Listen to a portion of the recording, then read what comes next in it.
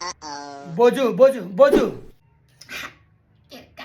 के भयो भन्दा हो कति काट्टुमा छेर्ने गरी बोजू बोजू भनेको के भयो भन्न सुन्दैछु त बोजू अनि कि मलाई एक जोर जर्सी किनिदिनु न ला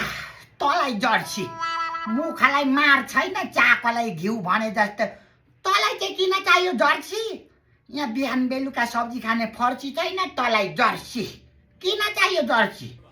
अनि यत्रो वर्ल्ड कप भइरहेको छ अनि वर्ल्ड कप हेर्दा लाउनु परेन बोजू ए बाबा वर्ल्ड कप भइरहेको छ मलाई पनि थाहा छ अनि त्यो वर्ल्ड कपमा त आफू खेल्न जान लाएको होस् र तँलाई जर्सी चाहिने वर्ल्ड कप भइरहेको छ खुरु खुरु तेरो गोरुको यत्रो गोरुको दुईटा फलाना जत्रो तेरो आँखा छ त त्यो टिभीमा सरक्क बसेर हेर्नु हुँदैन किन चाहियो जर्सी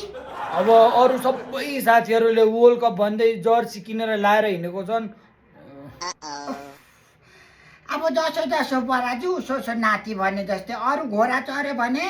तँलाई धुरी चढ्न परेको होइन त अब हेर्चुको नि पैसा पो छ कि छैन छ भने किनिदिउँला केही चाहियो भने बाबु आमालाई भन्नु सक्दैन खालि मै बुढी मान्छेलाई हेपेर बोजू बोजू मेरो बिर्दा भत्ता आएको थाहा पायो कि बोजू बोजू पैसा भयो भोलि किनिदिउँला